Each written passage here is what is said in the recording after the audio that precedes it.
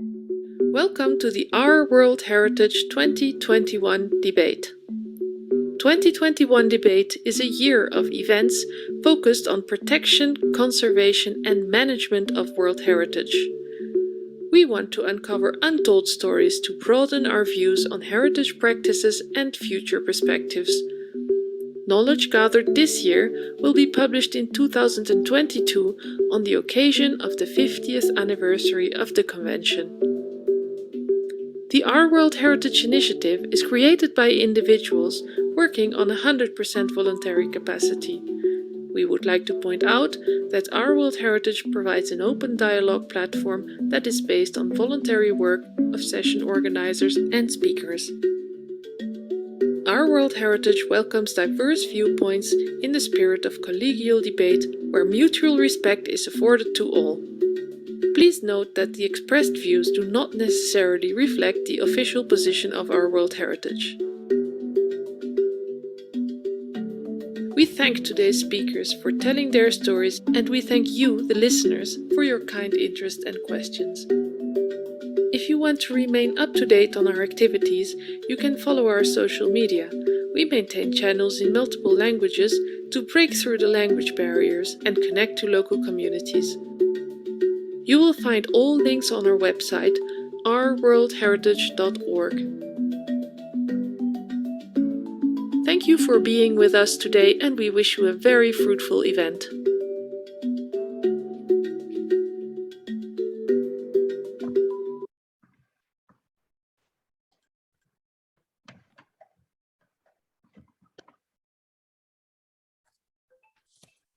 Thank you very much. Giovanni, you may have the floor. Well, thank you very much for joining us in this first webinar about heritage and conflict. We are inaugurating this month of October, which is dedicated to this theme, which is a hot theme in a way. And we are opening today with a case study from Syria, Aleppo in particular, that then Hiba Al-Khalaf, my colleague, will introduce. I will give you the floor immediately to Mitsuko Ugo, also another colleague of the team, the co-convener of this working thematic group. And she will introduce the 4 webinars of this month and more in general, our work. Thank you, Mitsuko, you have the floor. Thank you. Okay, let me share the screen. Okay. Thank you, Giovanni, for your kind introduction, and thank you all for taking the time to attend today. I'd like to give you a brief overview of the activities our team is carrying out during this month. In order to do that, I'd like to start with a video created for us by an Egyptian content creator who you might know, Ms. Iman Askar.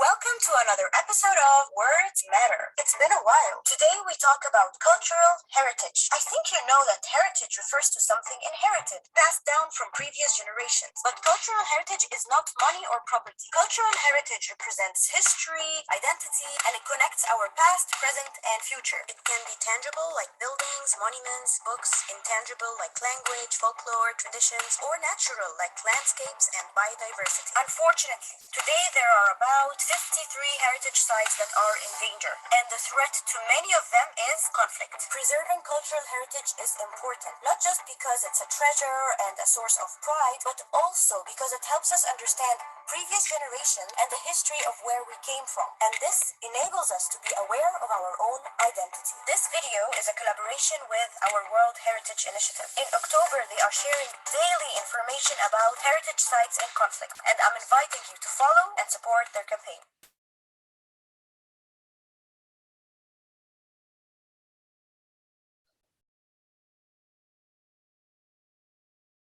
So Ms. Iman Askar prepared for us the 6th episode of her series, Words Matter, that is dedicated precisely to heritage in conflict. But in fact, sorry. Okay. Our main activities can be divided into the following 4 groups. 1, post on social media. 2, an exhibition within a side event of the Venice Biennale 2021. 3, a call for short articles for LinkedIn. And 4, a series of 4 webinars, which starts with the current one. Let me give you more details concerning these activities. As you could hear from Iman's explanation, starting from October 1st, we are posting onto our social media accounts messages and pictures related to heritage and conflicts, such as those in this slide. And Iman's video is also part of this initiative.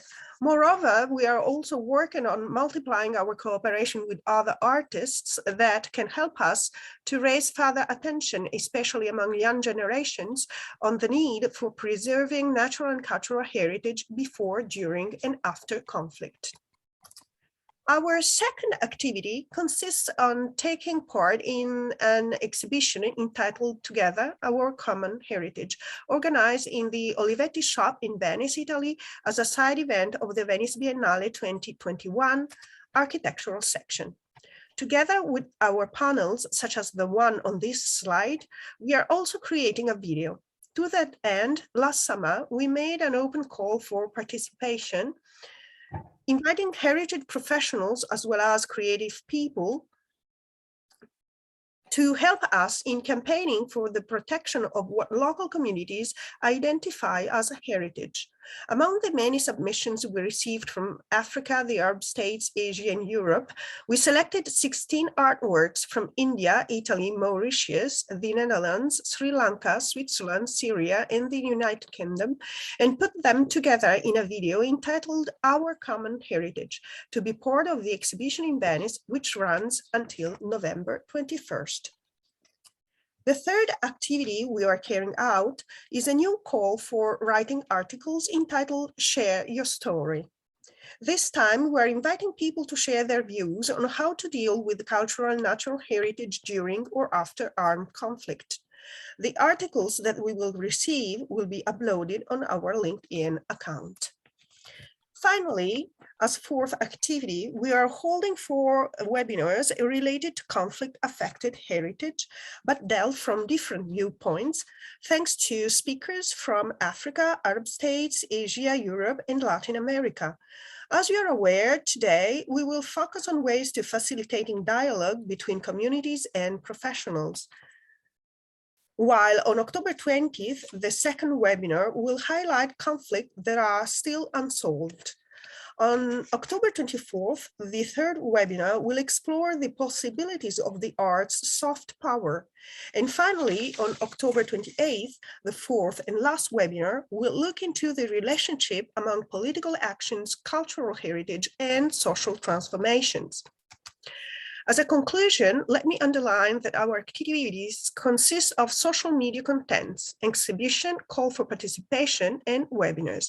But we are especially trying to make the most of social media, uploading several kinds of contents focused on heritage and conflict with the aim of engaging civil society in relation to heritage sites under threat because of armed conflict. At this time, I'd like to have our guests speak, so I'll finish up by saying thank you so much for your attention.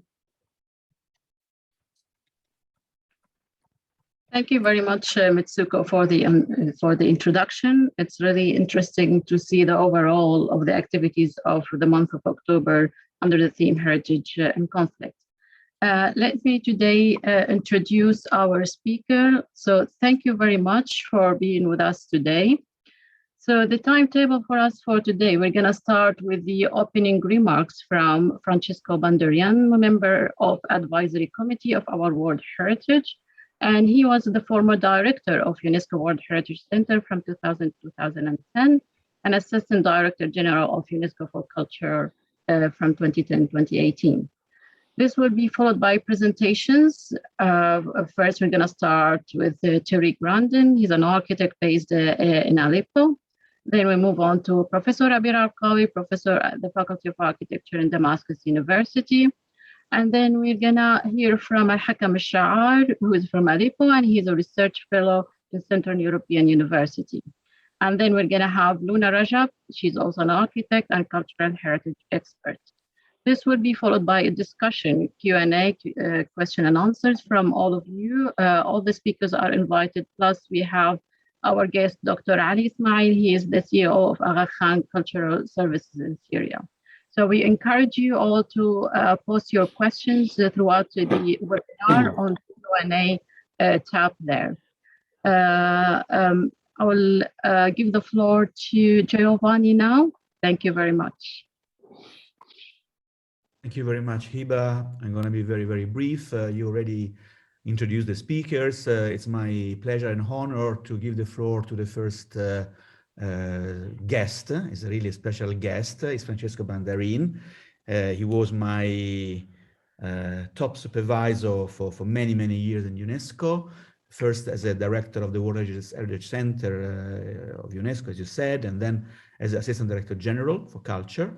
Francesco is not only this, is much more than that. First of all, is the initiator and the soul, really, behind this initiative of our World Heritage. Is the one who managed to gather a large number of people, mainly intellectuals, academicians, practitioners, and also friends of the heritage, we can say more widely.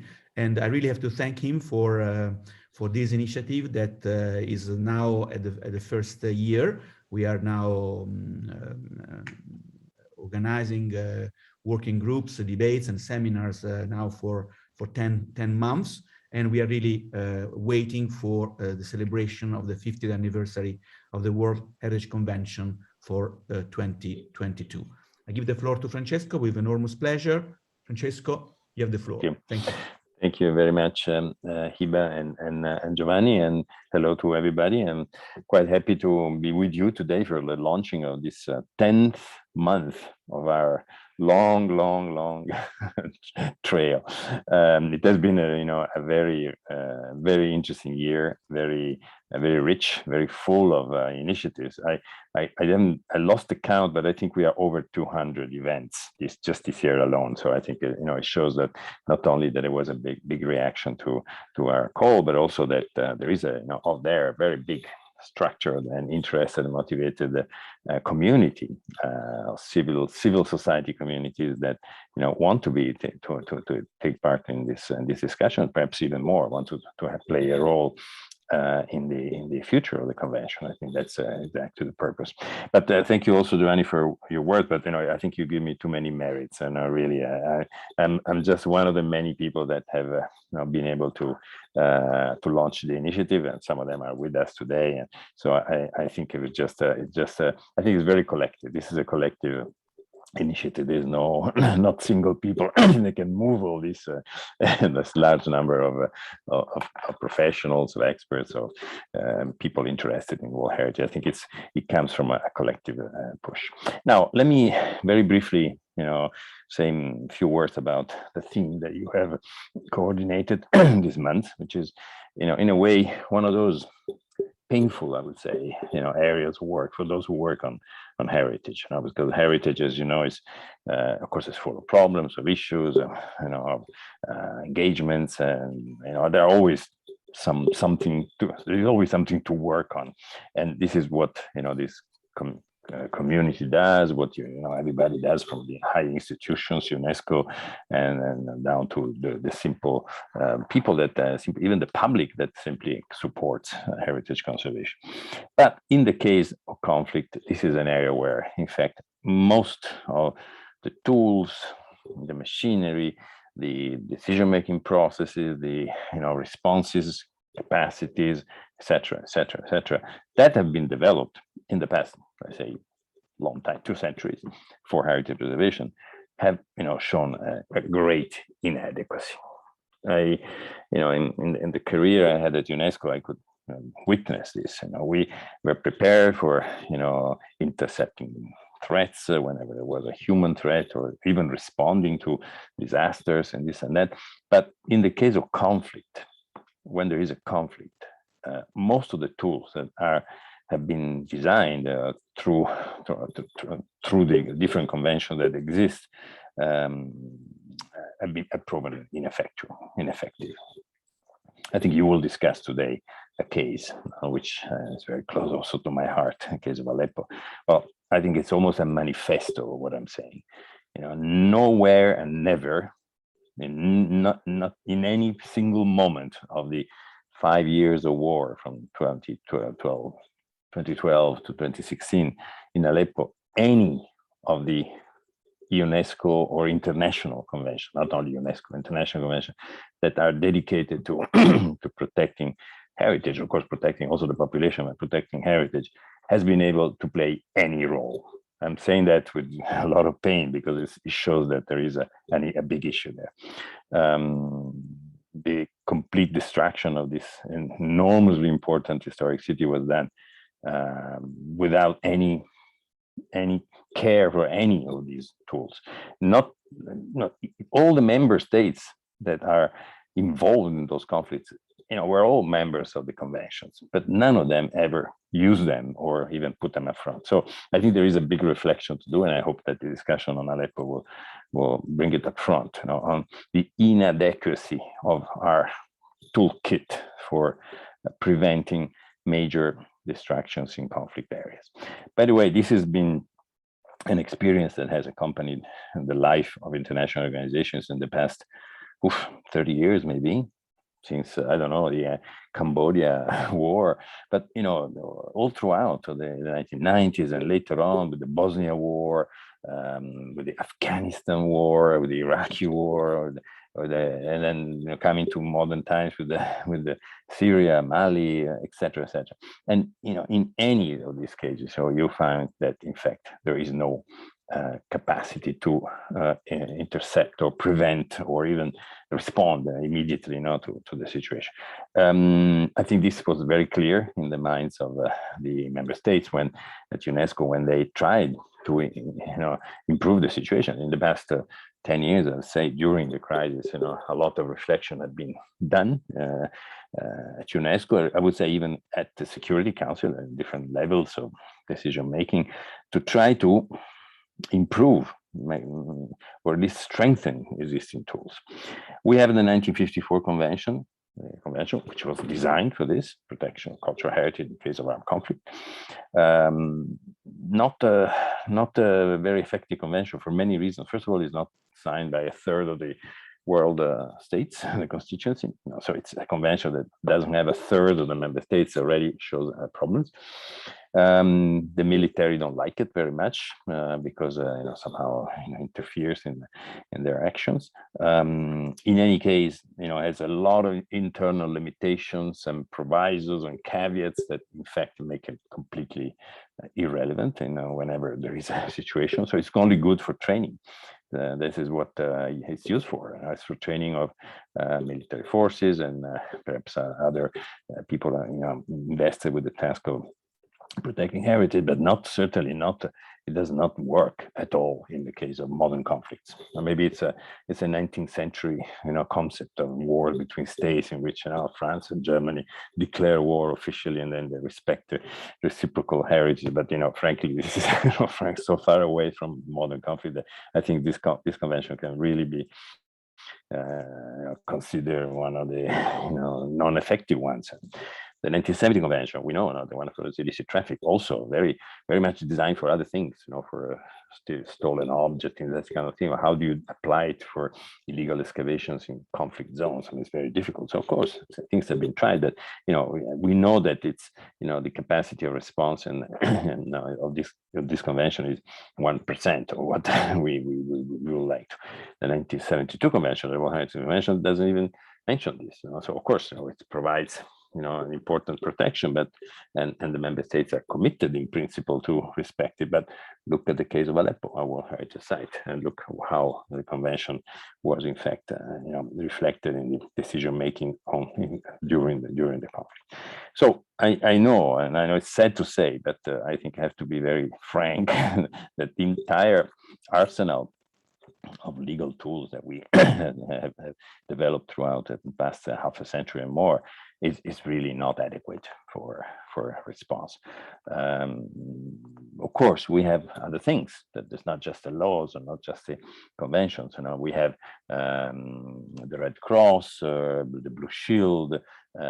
We have now also we have other institutions that have been created. ALIPH, it's a very important innovative institution. But again, if you measure all this with the results, it's still quite far from what we expect. So I think it's something that we have to reflect. Perhaps the role of civil society can also have a role in this, and perhaps cannot be just a state-controlled operation. The prevention and response to in case of conflict is something complicated now, because during conflicts the situation is out of control. So we have a difficult situation, and I think our friends that work on this every day, like Claudio Cimino and others, know very well what I'm talking about. It's something that is extremely frustrating, because you cannot really do, or you have a limited capacity in doing the work of protection. Something can be done in prevention. Museums have proven quite good at that. For instance, the Damascus Museum was, in case of Syria, was protected, even the one in Afghanistan and in Kabul. So a few successes are in fact recorded, but overall, if you look at sites, the situation is very bad. Palmyra has been destroyed in many parts, and so on, without any possibility of doing much. So there is a big issue that remains in front of the member states at UNESCO. This is discussed very often, and remains in front of the international community in general.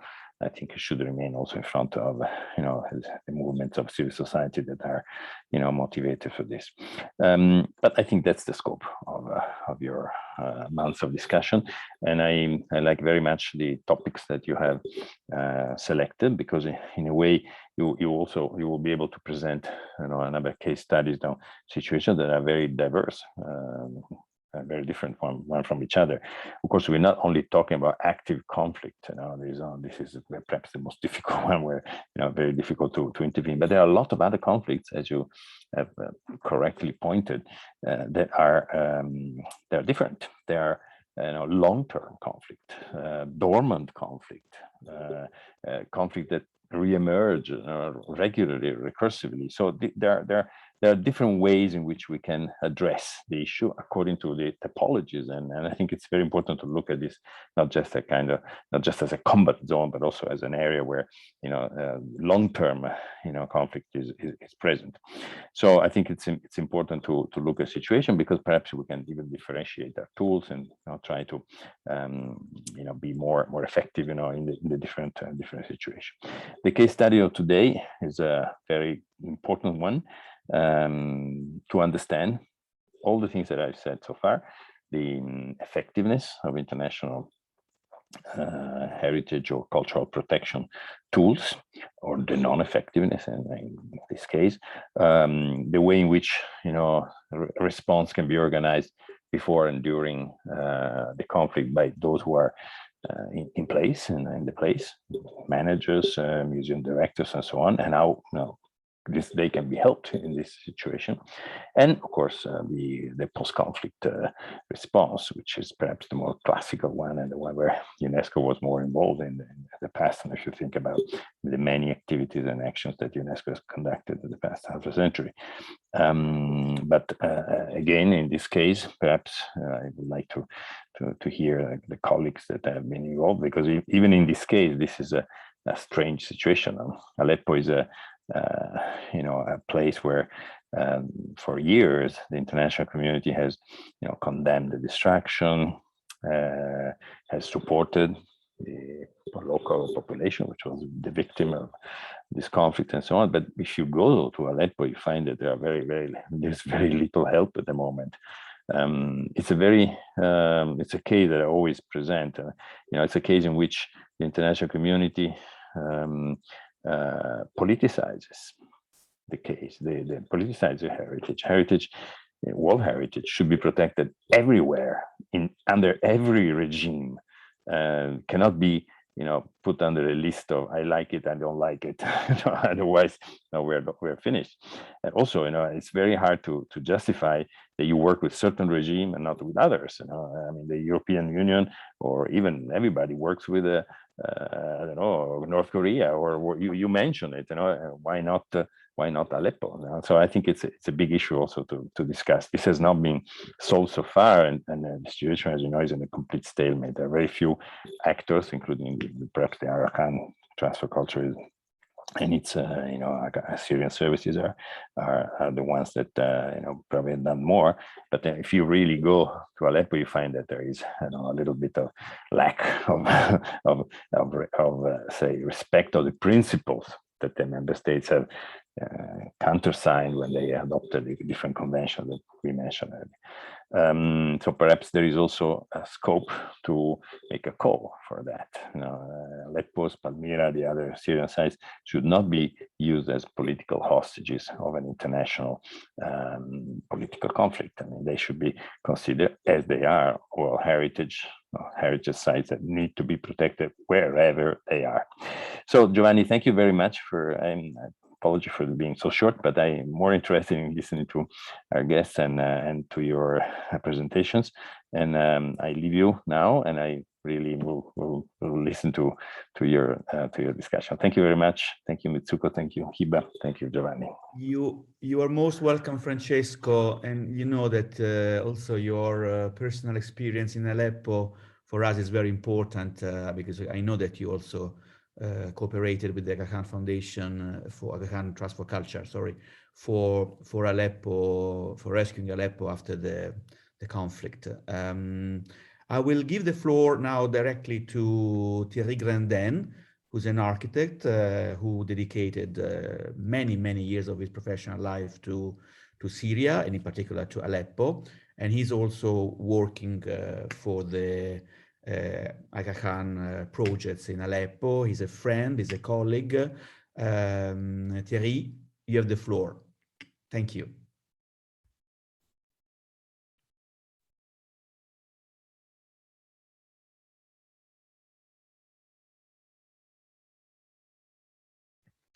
Thierry, you have to unmute your microphone. Yeah. I think it's done. Okay. Is it okay? You can hear me? Perfect.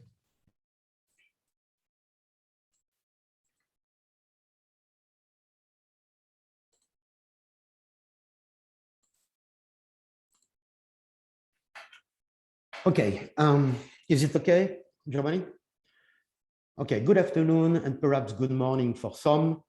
A special thanks to Hiba and Giovanni for the invitation of the events, and my best to the panelists as well as our guests. And for most of my friends, Koulam and Tumbirer for this special day. The subject, community versus experts toward the dialogue, is an interesting question. Maybe both could be wrong, maybe both could be right. And the matter of tangible versus intangible is also essential. Generally, the conservation of tangible elements, especially in countries as Syria, could only be possible through the conservation of the intangible techniques and materials as cutting stone, as masonry, and so on.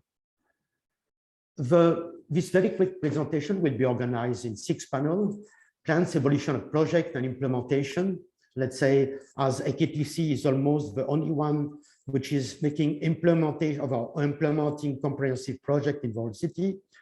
AKTC and its partners, a teamwork resulting of participation of most of the involved local entities.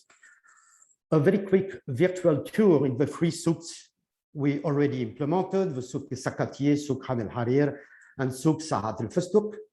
The souk Sakatieh as a pilot project, as a test for participative process involving the official bodies as well as the committee of the souk. And finally, the potential risk of implementation done by owner or tenants, local architects or engineers without the support of real specialists. In 2018, AKTC implemented the building information preliminary damage assessments in 3 pilot conservation areas. Here, That is the plan of a public space and principal monument for the historic souk area, in one the location of a big mosque of Aleppo. So all this area is composing the main souk of Aleppo. And in this schematic plan, let's say a general damage assessment. So it's very clear when you see the violet, the red, and the brown, that most of this area, for several reasons, have been affected a lot. And mainly when you see this, all this area, I don't know if you can see the pointer, all this area have been completely destroyed. Those permit very quick to EKTC to develop a first strategy of emergency interventions. The area have been divided in coherent unities, let's say souks, and several blocks composed of souks, ran, mosque, amman, and etc. EKTC then recognized some area of priority 1, souk Sakatiye, souk Khan el Gumrok, this is Khan el Gumrok, souk El Alabiye, this is for priority 1. Priority 2 are souk El Attarin and souk El Ebi, souk El Attarin and souk El Attarin and souk El Sakatiye, and priority 1 souk El Ebi. In priority 2 we have also souk Kherbek. This was a proposal to the local entities, the local authorities, to try to define a first project. A meeting was held on site with representatives of following organization, so EKTC, through his local entity, EKCSS, the Syria Trust for Development, the Directorate General of Antiquities and Museum from Aleppo and Damascus, the City Council, the Governorate of Aleppo, and the Directorate of Old City. The goal was to define a short-term pilot project to implement a potential future model for the rehabilitation of the souks. The souk Sakatiye, here, dated from 1574, located at the central east-west axis of the souk, was chosen by unanimity by all this little committee who go on site. The specificity of this monumental souk, composed of butcheries, fruit and vegetable shops, dry fruit and nut shops, let's say a market for daily needs located on the main spine of the souk area, was important criteria for its selection. For participative meetings with users, as well as with local stakeholders through a committee of the souk, were taken consideration for rehabilitation project and key decisions. Our project also are or will be implemented by EKTC. We already finished the souk Khan el Harir, souk El Festouk. Now in process, we have souk El Ahmediye. Very soon, the western area of souk El Hiba passage. And let's say during the fall next year, we will have souk El Sakaye 2, and two phases, the souk El Mirmas, and the western side of the souk El Attarin. The souk El Sakati has been completely clean of debris, surveys carried out through 3D scan documentation, and architectural infrastructure studies and execution implemented. Quite monumental, the souk was used mostly to sell meat in the past. And here we take also with authorities some strong decision about the use that have the old shop user before to hang the meat on the original walls of the souk. This is the condition after the events and prior our interventions and at the beginning of our intervention. The infrastructure was redone completely and the electrical networks installed under the grounds. Previously, the electrical cable were exposed on the facade of the souk and all on the wall of all the souk, in fact, not only this one. So this is some photos of prior and after the rehabilitation of this souk, and especially here the portail of toward the Khan el Gumrok, which is here, including the restoration of original domes. One of the 4 domes prior and after the work. Another dome was completely destroyed, as well as large section of the masonry destroyed. It was also done with modern bricks, and this was not for us acceptable, and we done similar bricks than the original ones. Here are photos from the roof prior and after the work. On the roof was installed a solar energy power plant, enough to supply the public lighting days and night. And in fact, from now 2 years, I think that we were only 1 day cut off. Photo prior and before and after, sorry. Before and after. We should say that today on 53 shops, 49 are now regularly open. When the colors used for the restoration and the tint of the repainting and the mortars, different mortars, can balance the color of the goods in the new shops. This photo is quite recent. And we also implemented 2 prototypes of restoration for the shops to serve as reference for the rehabilitation of the other shops for the whole souk. I mean, Souk El Sakati. Here it's a photo of a visit of a UNESCO regional representative. The souk is now open, reopened, and doors could be open and closed as in the past. And by the way, there was an event and the people made a traditional dance and the dervish in the souk recently. The first restoration initiative must have been a model, and what we done in naming the Souk Sakati Rehabilitation Pilot Project. And this project has been granted in 20 by ICOMOS Sharjah of the Grand Award for Heritage Site and Building category for good practice in cultural heritage conservation and management in the Arab region. The project was also the subject of a positive evaluation by ICOMOS in 20 and published in one of their book in 20. Yeah. This year also, in its 44th session, UNESCO invites the state parties and its partners to consider this work, the restoration works undertaken at Souk Sakatiye, as a successful model for other restoration works. And recently,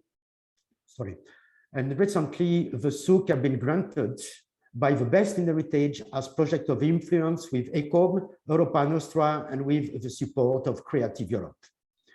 UNDP initiated the project of rehabilitation of the souk, Souk El Bab El Nasser or Souk El Rabieh, implemented in 2020 through the rehabilitation of 100 shops, based on the specification and the standard developed by AKTC for the Souk Sakatiye Rehabilitation project. Our second project was the Souk Khan El Haria Preservation Project. These are photos before, at right, and during the work at left. Some views after the rehabilitation, let's say, per night and per day. This is the entrance, the northern entrance to the souk, pre of the events at left. In the middle, in 2017, so these 2 pillars here, just these 2 areas here. And at right, it's reconstruction or partial reconstruction. And here we have the portail of Khan El Harir before and after its preservation. As you see, all this area on the left part of the portail, as well as a part of the balcony, has been completely redo. And recently, privates also participate. Private, I mean, shop owners of the souk participate in those efforts through the implementation of a rehabilitation of a little mosque, and they covered at right a little terrace with a light fabric canopy. I like this sort of intention, which are quite express the view of the owners. of the people who have paid for this restoration. And we just finished also the rehabilitation of the Festouk, a Mamluk structure from 1510. Here you can see how it was before the beginning of the work, and up how it sits now. Those arches and the facade of Radabrak was important to as a process of conservation, as it is one of the 5 Mamluk Khan in the old city. So it was very essential to take care of this structure and to express this value. By the way, also a location when we find the only painting on stone which have been discovered in Aleppo. Several photos before and after. And a non-compatible reinforced concrete roof were covering the structure. So you can see up a photo before, in the middle photo during, and a photo lower, almost finished structure. Some of the interventions were quite complex in terms of structural stresses. Here, it's the complete replacement of a pillar. There is a huge arches above this pillar. And here we have the reconstruction of the facade of the Kaysari el-Chalabi, a portal dated from 1754. And this has been redo completely by the effort of a lot of people of the community, which every 15 days said, oh, we have found a stone, because some of the stone were more than 100 kilometers away of the site. And finally, for this presentation, we have here the proposal for reconstruction and restitution and reconstruction of the roof, actually in process, just begun at the beginning of this month. We have several examples, especially of Tripoli, of this Mamluk roof. We were specifically done in wood. Now, let's say, is it possible in this case to really initiate a participative process? Here it's a photo of a technical supervision body, which with representative of the Directorate of Old City of Aleppo, Directorate General of Antiquities and Museum from Damascus and Aleppo. Other meetings were organized by the Chamber of Commerce and institution existing in Aleppo from 1885 in their offices or at the site with most of the owners. It's sometimes complicated. We have to deal with 53 people of the community, but it was a challenge, which I think successful. And they chose to create a committee of 3 shop owners, which represented the tenants of those 53 shops. If we did not have serious discussion or problems about the use of traditional materials and technique of construction for the original structures, some critical points appear related to the addition as the doors, light, and so on. So we will try to see some of them. We just explain what's happening now, the problematic in Aleppo.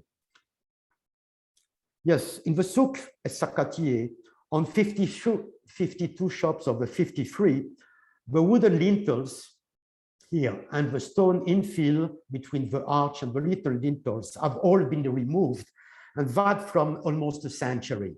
So it was a new context what we have to deal with in the project of rehabilitation. Generally, the openings look to something. This is not a photo of the Souk Sakatieh, but it's a photo of Souk Ahmedieh, which is just near. And at the beginning, it was something like that. The wooden disappear and the stone infill disappear also. So we have to make some proposal and discussing with committees, the technical committees, I mean the DOC, the Directorate General of Antiquities and Museum, as well as the representative of shop owners. So generally it was that, and this was not a solution to come back to this. There is no more wood, and it's let's say the arch and the large opening is a part of the history. So we have to respect this too. Generally, traditionally, the arches were closed by wood, and more recently, from the beginning of the 20th century, with the importation of the steel called Hadid Franchi, it means the foreigner steel work, was in Aleppo. It's more or less that. But this is quite a recent influence. So other solutions were also proposed. Meanwhile, the antiquities and the DOC and the local community wanted exclusively to have some elements in steel. So we make several propositions. This was the more interesting proposal from my point of view. We have, let's say, something which is respecting the classical panel pattern, and we have something which was already new, so everybody of the committee in unanimity chose the classical panel, which himself, in fact, very influenced by a modern elements and not necessarily something from the past. So it was perhaps we lose the opportunity to have a signature of modernity here.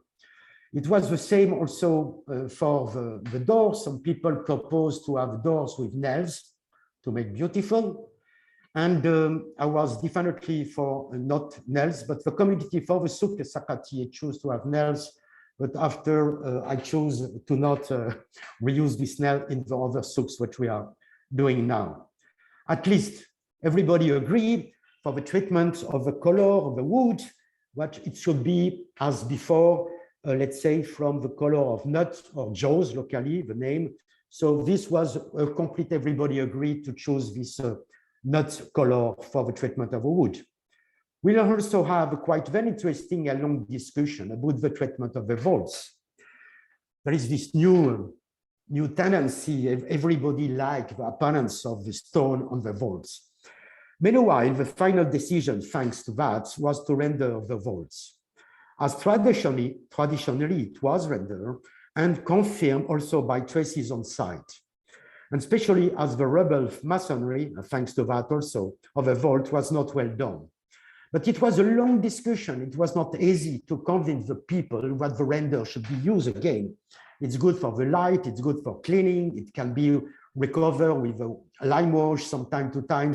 So it was important to respect this, in spite of the fact that sometimes, yes, the stone can be interesting as a view. Lighting was also tested on situ. For example, on the right, we have proposed some light in the wall, and we realized after that it's not interesting because there is some default from masonry, and it was enhancing the default, and we definitely chose just to enhance the vaults and to have an indirect light for the souk. So also a complex discussion was to have the opportunity to integrate four little electrical boards. The souk is 100 meters long, a little more. So within the masonry. And we make some samples to explain how it could work as a principle. But the DGM was against that. There was also here, there was a critique for the DGM to not accept any damage to this stone, the remaining stone in this old city, which is extremely damaged. And this is comprehensive, in fact.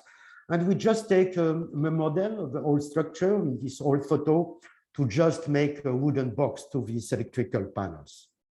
Meanwhile, some risks already appear. During the evaluation of the technique used in the old city, in a report that I've done last year, some few streets to the future aspect of the architecture and the cohesion of this urban fabric within the old city could be already noticed. Especially look this new building on the right of the photo. Indeed, this tangible heritage, which is the result of an intangible heritage, sorry for my English, should be the main tool for respect of the work of the stone and the masonry of this architecture of Aleppo, to avoid also a shortage of know-how. The treats could affect the outstanding value, universal value of old city as defined in the registration of the old city of Aleppo in 1986, especially due to the appearance of new stylistic restoration, again, on the right of this photo.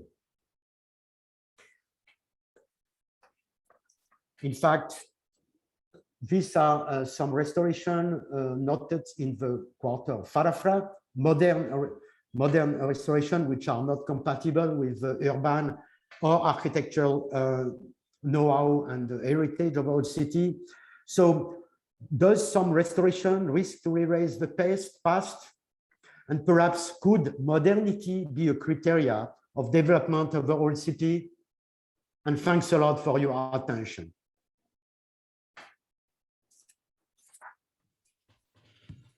Thank you very much. I really thank you, Architect Thierry Grandin, for his extraordinary contribution to the restoration and reconstruction of Aleppo, the souks. So he showed us really moving images of the city destroyed, damaged by these as all of conflicts I would define insane conflict, and we will have the time, of course, to comment on this presentation at the end of the sessions.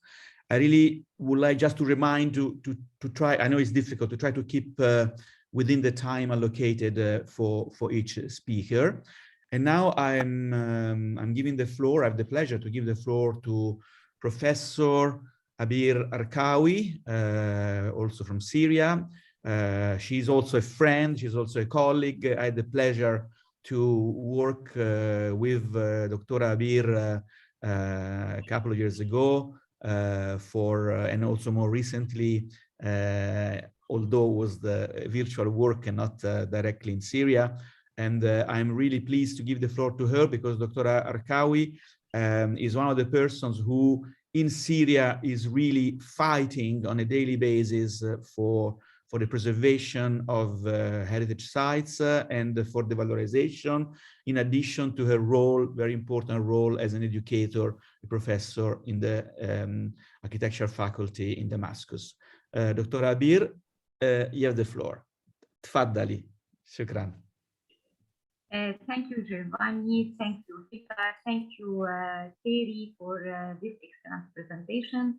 And thank you all for your time to attend our presentation. I'm trying now to, if it's possible, to share the screen, or if it's possible, okay. First of all, I want, my name is Abir Arkawi, and I am working as a Vice Dean for Academic Affairs at Faculty of Architecture in Damascus. Of course, we have, is the next. We already worked, okay. We already, in the last 10 years, we were working about many case studies in Aleppo. And that was not during just the last 10 years. Actually, it was done before. For example, we have many shared studies with Aleppo University and also with the other university in Syria for studying the Karawansarais for during the Ottoman period and Tizanik during the Ottoman period and during the Mamluk period. And for that, we did many good master degree for our students, and that was actually after 2000. And then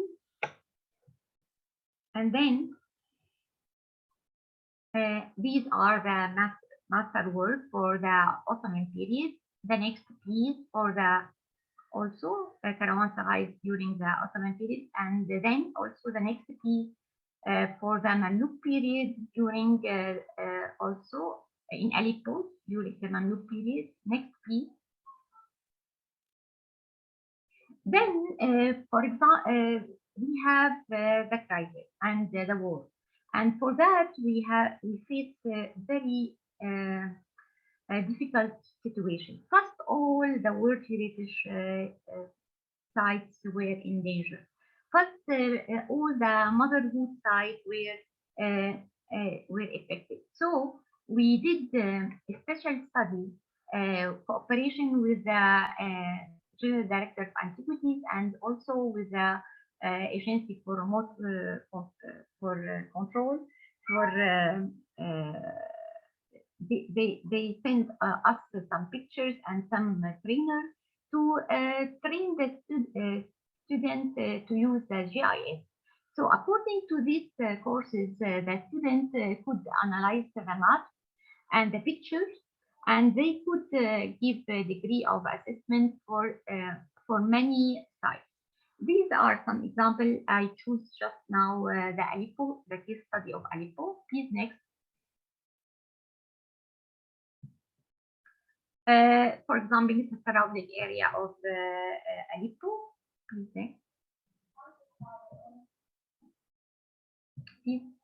And then not just the students have to do the damage assessment, also they have to choose an example, and they have to study the historical development until the big destruction, and also they have to give some idea about the future restoration. Please next. But this was happened just for the third year, but for the level of the master students, we did more. Actually, we gave the case study of Aleppo for many students, especially on the first year and then on the second year. And that was of the field of the planning. Please next.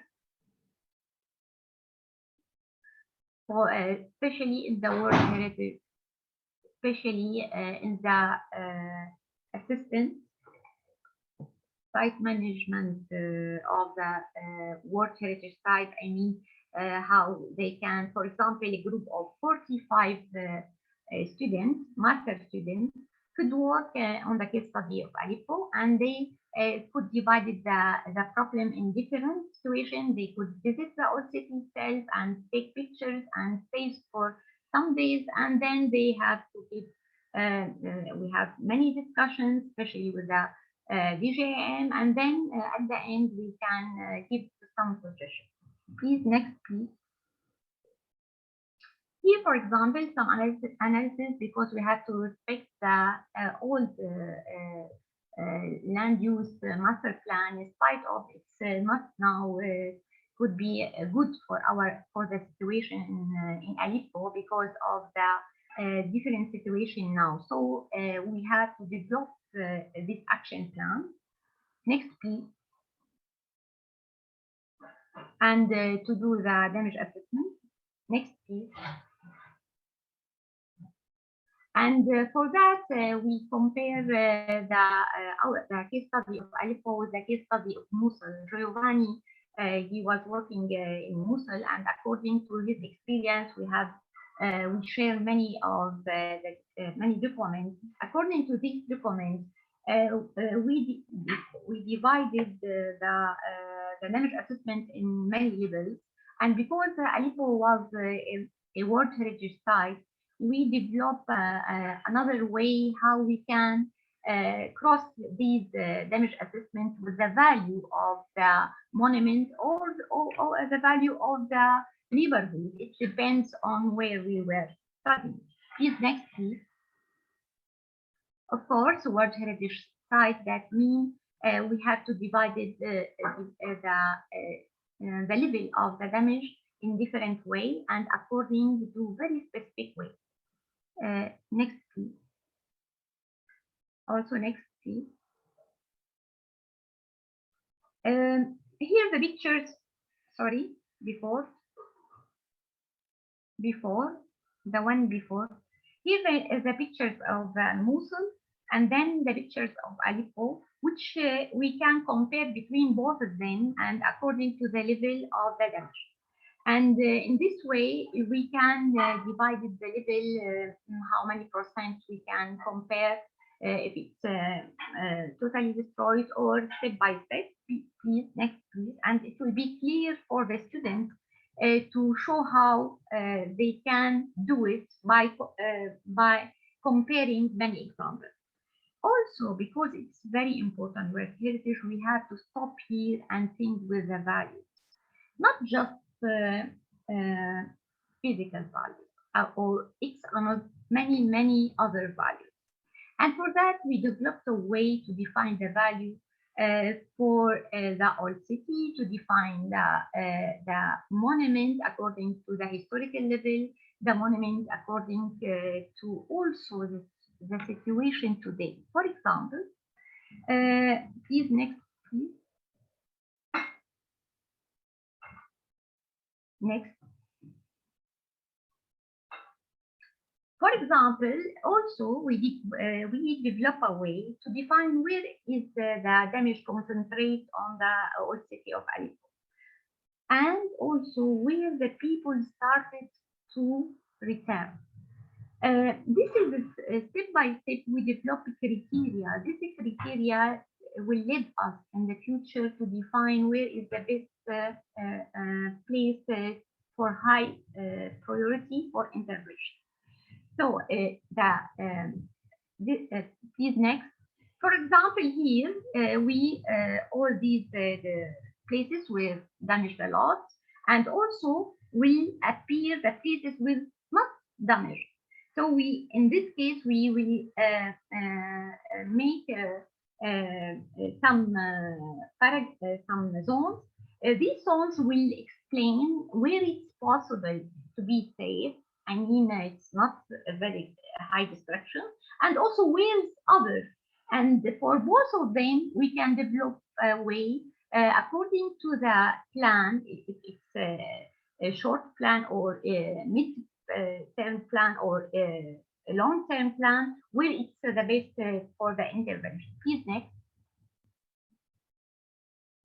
Okay. Also, these are the axis between the most places which were damaged. Also here to develop the action plan and according to the main axis and to the destruction areas. Please next. Connected with the last land use. Next, please. Also next here, it's very important to connect these with the other. But if we want to transfer our intervention from the whole old city until to some blocks, some areas, here we will face another problem. And for this problem, we have to be more accurate and more specific when we define them, damage assessment, and also when we define the values, and also the step, the level of the people who return to their houses or to their shops. This is very important. Please.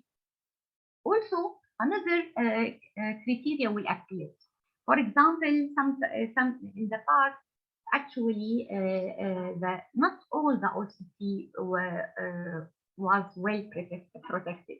In some area, we face another problem, and here appear for us another. This problem led us to do another solution. For example, here the situation needs to develop a building code in different areas according to the level of the value. For example, here it's a modern access. You can see that it's a huge building built from cement and so on. Please, next, please. Next. Also, here, which is this is the last one. Here I finished my presentation because of this important area. Two master students, my master students, they were working on Jalnoum area and also the surrounding area of the study. And for that, we did a lot of studies. Please next. Please next. For the area, please next. And drawing many perspective analysis for the day situation. For example, which souks were renovated or restored. And for that, we define the area block by monument by monument, house by house, shop by shop.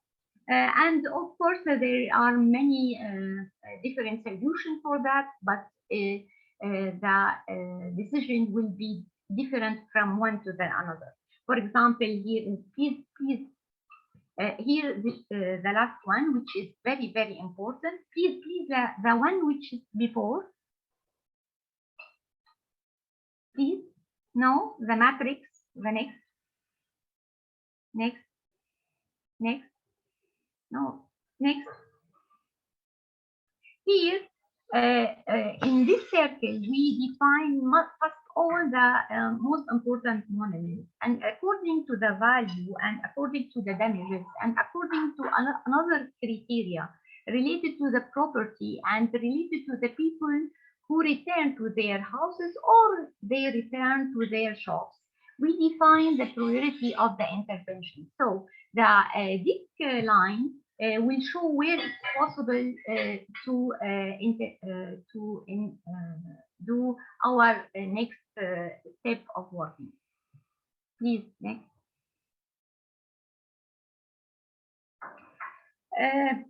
Actually, until now, there is no action plan for the whole old city of Aleppo.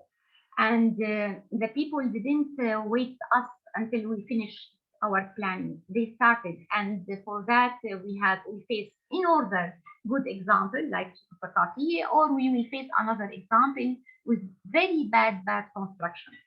So the people of people who are living in Aleppo, they started to restore, to reconstruct, but the next step should be more careful. We have to give a comprehensive planning. It's very important, and parallel to start with an action project, small project. Management plan for the World Heritage Site, until now it's not done. Not just the souks and the most important monuments are important.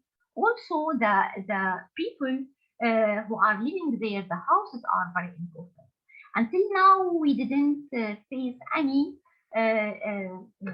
project which actually started with this problem, because if we want the light to come to Aleppo, the light will come just from the people who are living there, from their houses and from their shops. So we have to combine houses and shops together.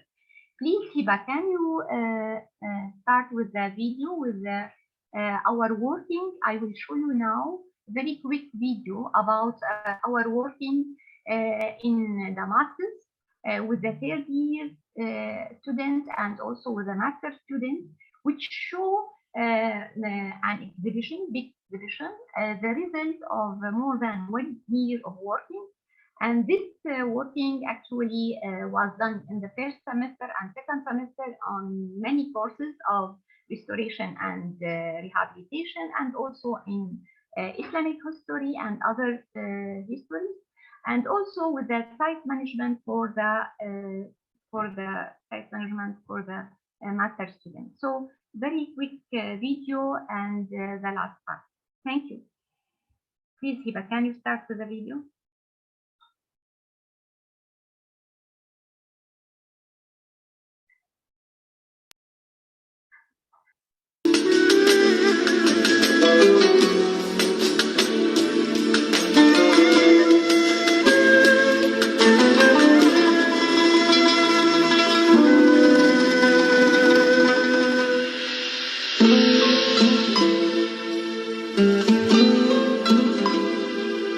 Oh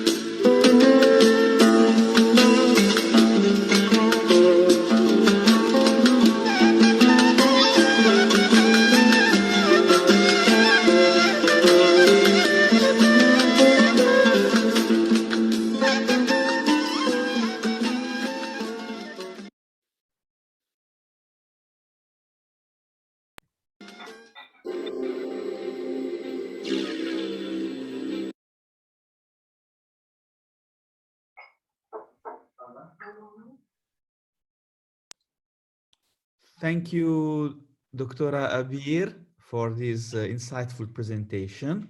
I really thank you, and I hope you stay with us for the debate. At this point, I give the floor to Hiba to introduce the next two speakers.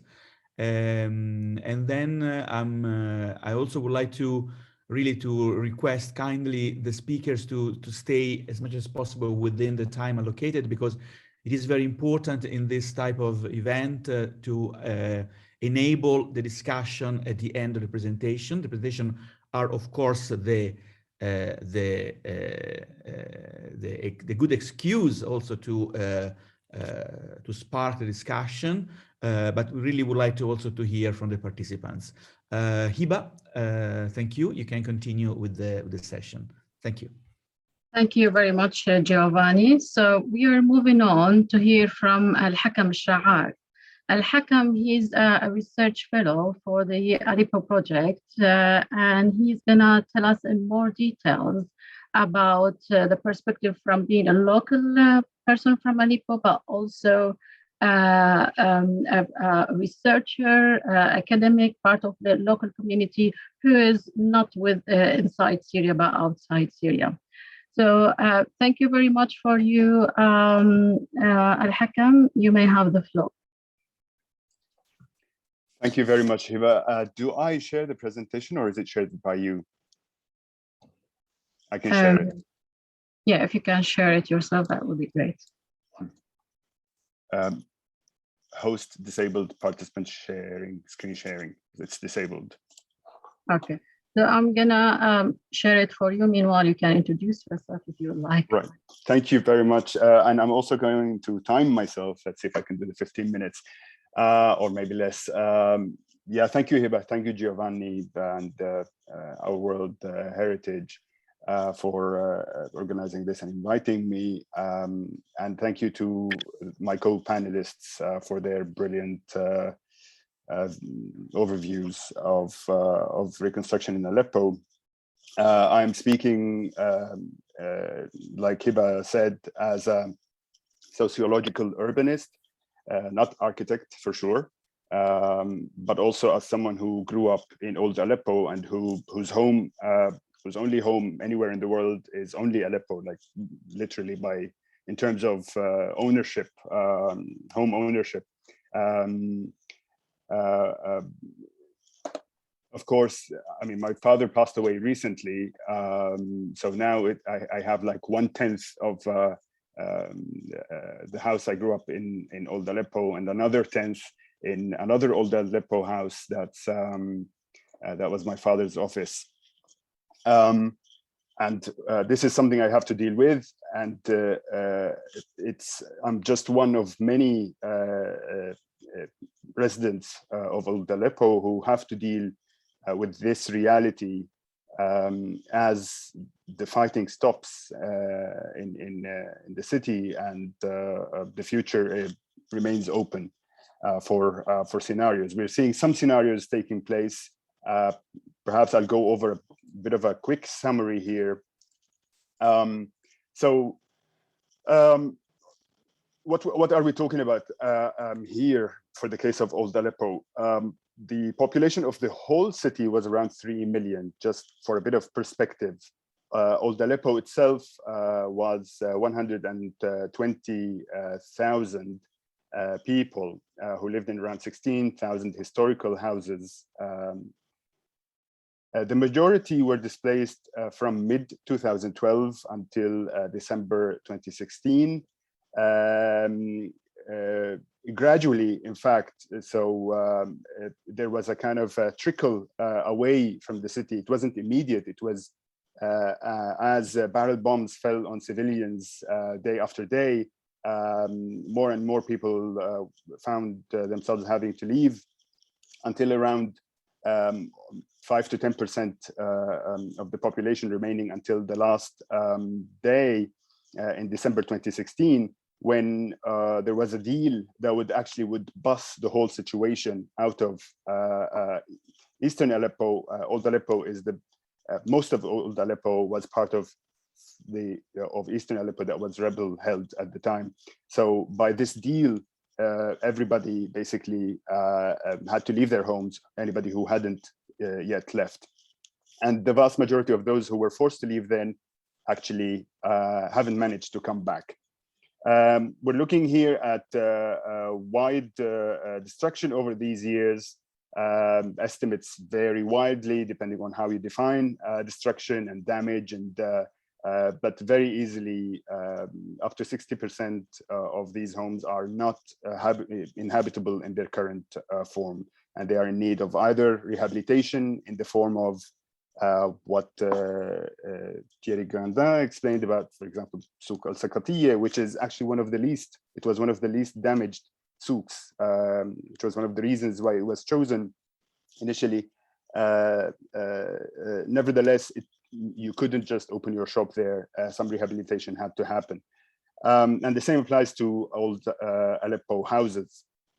Also, there are no numbers for how many have returned, but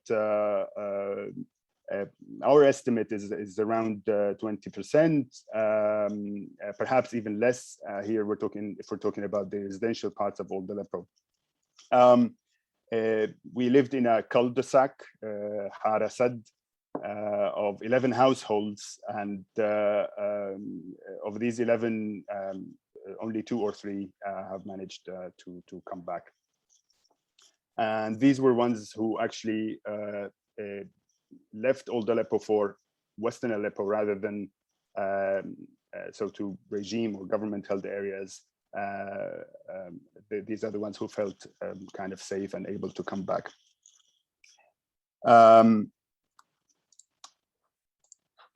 So what's I will go very quickly over these because there has been immensely good presentation on that. Actually, you could see from my co-panelists before, most reconstruction, pretty much all of it, has been on the souks. But also, actually, something that wasn't discussed much which is a lot of the mosques, a lot of the churches.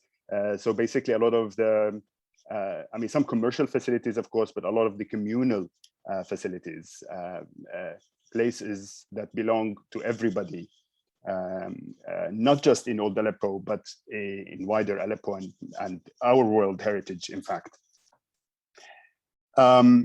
Yeah, of course, Aga Khan, represented by Dr. Ali Ismail, by Thierry himself, of course, as well, did a lot of this renovation, as explained before me, but also a lot of these projects were by the UNDP, supported and funded by UNDP, with, in fact, not very big budgets. Like you'd be shocked how much can be done with, $100,000. Because this is being done with the support and involvement of especially Aleppo's Directorate of the Old City as part of the municipality, but also, of course, from the Directorate of Museums and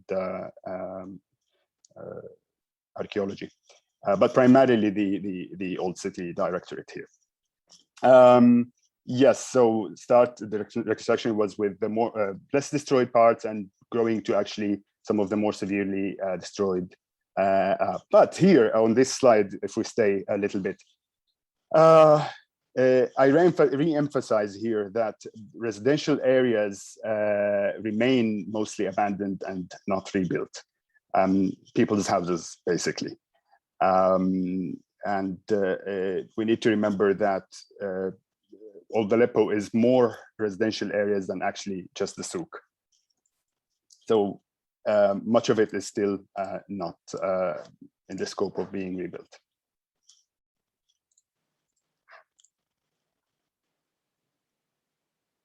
Can we go to, yeah, thank you.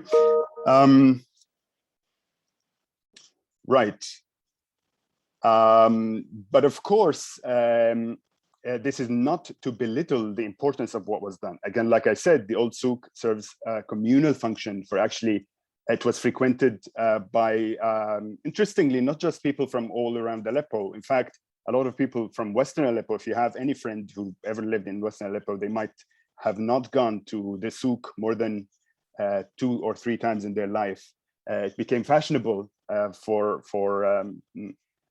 upmarket, upscale people from upscale neighborhoods to go to the old city, including the Citadel. But just 15 years ago, many years would pass without some people crossing into Eastern Aleppo or the old city. But the souk brought people from the countryside. So you would see the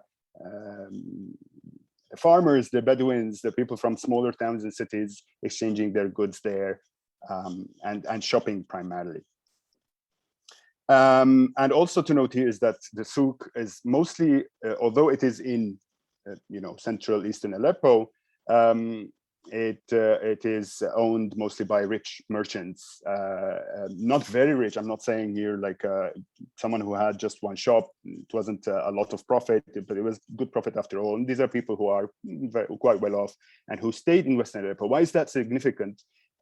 Because Western Aleppo, throughout the 4 years of fighting, 4.5 years of fighting in Aleppo, Western Aleppo remained more intact. It wasn't intact. There were mortar shells from the rebels every now and then. You would see like a balcony gone, a family losing half its members, but you wouldn't see this level of whole buildings coming down to the floor. And the number of bombings was also limited and less frequent. So people didn't all feel the need to leave. Of course, they were in danger, but you could also stay. If it weren't maybe for the economic factors, a lot of people left for economic reasons or political reasons. It doesn't just have to be for direct bombing coming over their heads. But the fact that the souk being in Western Aleppo meant that these people can readily, immediately, as the regime took over Eastern Aleppo, they can readily, they're available to participate. As we saw, there was a high level of participation, as Thierry explained. So why don't all the Aleppians rebuild? What are they waiting for? Of course, now it's the obvious displacement. The majority remain displaced. There is definitely the fear of persecution upon return. There have been many cases of people being arrested and tortured upon return. There's the military service. You will be conscripted to the army, the males who are up to the age of 42. But if they are over 42, or if they're about to become over 42, it doesn't mean they're exempted. They would have to pay up to $8,000 to be exempted from this military service, or they would lose their property. And there would be, not necessarily lose it, but there would be kind of frozen assets, basically. And we don't know what might happen with frozen assets, of course. So, of course, this is all tied to a lack of viable political solution as well, which in turn will lead to social and economic stability that will encourage people to return. But only the economic factor might not also be the reason. I mean, someone like me would probably love to go back and rebuild. Our house is destroyed, in fact. But for a number of the reasons already bullet pointed here, I cannot go, and the economic reason is not one of them. So political stability, even with sanctions from the US, if there's a solution, if there's respect for human rights, then we will see more people returning and taking part in rebuilding their homes. If we could please move to the next one. And time here really is not our friend. As owners die, as did my father in 2018 in the United States, inheritance issues come here. They exacerbate ownership problems. Now instead of my father giving his power of attorney, or wakale, as we say, to my uncle, for example, who would take care of our property, now 10 people have to go through this bureaucracy in order for us to do anything useful with our property or protecting our rights. In fact, my father's office in El Jdeide, we lived in Qadi Askar, you know it, and El Jdeide or Al Hazzaz is where my father had his office, and there are people squatting there. And we have relatives who actually need a place because they live in the in a very far area, but we cannot do anything about it. We cannot even help our relatives who need a place in the center.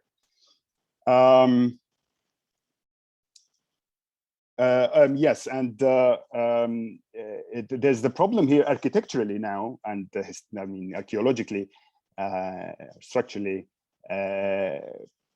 These places are very fragile. The old houses, you know, because of the material used. I managed to visit Aleppo only one time in 2014, and I went to our house, and I was very sad to see that some of the wooden beams, the wooden columns, beams, in fact, had basically just rotted away because of the rain that was dripping through our roof. And it wasn't because of the bombing or anything. These houses need constant maintenance, and with us away, gradually they'll deteriorate. Okay, we can move forward, please.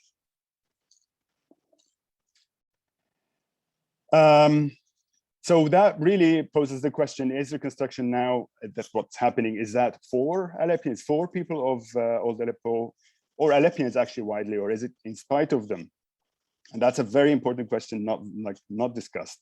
I believe that wider Aleppians do benefit from what's happening, from rebuilding the souk. Obvious reasons. These are places that belong to everybody. Nobody would benefit from seeing them go into further decline.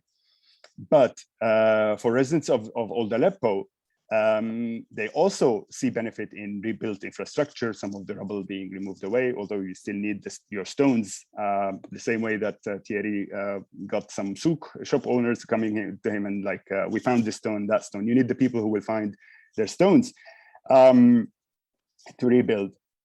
And it does offer hope. It does give me hope to see actually that, you know, it's not kharabe forever. It's not a wasteland. But also, not less important, actually, none of that compensates for the fact that rights are at risk here. Ownership is jeopardized, like I explained. People are not being consulted in reconstruction because they're not there. How will you consult someone who's in a refugee camp in Kilis? How will you consult someone who's in a refugee camp even in Idlib?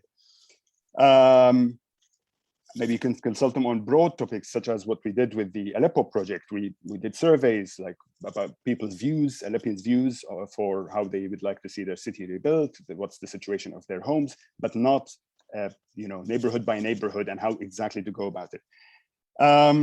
And they also do not participate in reconstruction with whatever also economic benefits it brings with it. I know the pay of the workers is not that high, but still, I think people would prefer it to just sitting idly in a refugee camp. Can we move to the next one? Right. Now, Old Aleppo sorry, I'm over time now, I'll be quick. As a World Heritage Site is perhaps a very lucky, so thanks to everyone who put it on the map in 1986. It protects, I mean, there are also Syrian laws from before that actually protect parts of the old city or some aspects of it from destruction, from replanning, rezoning. But I believe the World Heritage Convention does not factor in enough the role of civil society. It does refer to actually the community, but it doesn't provide guidelines and conditions for their involvement and engagement. There are no enforcing mechanisms either. So that's something that in future iterations have to be considered. In conclusion, I believe the advantage of preventing further destruction of damaged historical buildings outweigh the disadvantage of leaving displaced Old Aleppo residents from the process, leaving them out. So it's still good that there's some reconstruction, in my opinion. It offers some hope to everybody, and not engaging the majority of Old Aleppo residents, however, is detrimental to both their rights and the value of the old city itself, because they made the old city. They are who made it what it is, or some of who made it what it is. engagement of the displaced could be done, some of it via the internet, right? Online surveys or wherever. Now we live in very much a hybrid world, virtual, physical. But this is perhaps mostly a cosmetic. This would be a cosmetic solution, not really a core solution. But something to consider, at least while they can't be there back home. And guaranteeing the return of right holders is the only solution, in my opinion, to a wholesome rebuilding of old Aleppo, soul and stone, not just stone. And international treaties, including the World Heritage Convention, should be reformed to enforce the rights of residents, including full involvement at various stages of preservation and reconstruction. Thank you very much.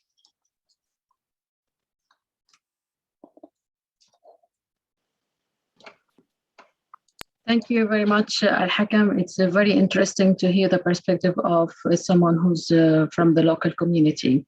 I'm sure we're going to have a lot of questions, but can we move very quickly to Luna Rajab to give her the floor to tell us more about the work with local community. And hopefully at the end, we're going to have more discussion. Luna Rajab is an architect and cultural heritage expert. Her influence is mostly noticeable in her passion for civic engagement and her contribution to fundamental issues that can have real impact on the community. Luna had worked with a lot of projects, and worked with private and public sectors like UNESCO, UN, DIGAM, and other organizations. Luna, you may have the floor. Yes, thank you. Hello, everybody. Thank you so much, Giovanni and Hiba, for organizing this session. And thanks for all the speakers and everybody who's attending this session. This is one of the topics that I really like to talk about. I've been always involved in the development of the society regarding more understanding the cultural heritage and how important it is to do so, because the people, the human being is the one who created cultural heritage. Therefore, he's the one who is capable of preserving it. And we can see from lots of experiences around the world that if the people and the community are not involved in such projects, we're not going to have the result that we want to do. Well, me as expert in cultural heritage, but at the same time, one of the believers in the power of the community and the society in bringing the real image of cultural heritage. I don't know if I may say that I can speak for both or not for both. Let's say for a person who had experience in pushing and helping the local community via raising awareness and give them the tools to more be involved in not reconstruction. I'm going to talk about reconstruction. I'm going to talk about rehabilitation and the restoration of cultural heritage. And I think we can arrive to such important place. Importance of society involvement in post-trauma reconstruction. The involvement of society is important if we had a crisis or not. So I think the role becomes more important and crucial when we have a crisis that has been going through now for its 10th years. And we have lots of people who are displaced, people who had inside Syria and outside Syria, for sure, that had left their homes. Some of them might come back and many of them may not come back, but we will try to make them come back if we find the right tools.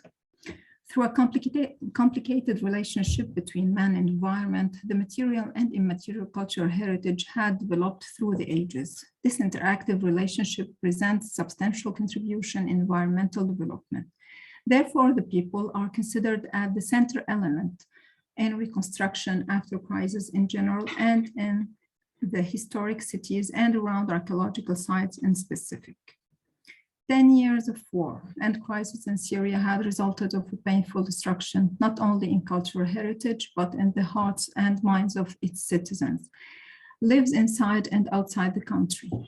The conserving, rehabilitating, and reconstructing of its cultural heritage can play a crucial and very helpful role in bringing back the society cohesion, again with its force of joining back together the Syrians from all religions, nationalities, and political trends.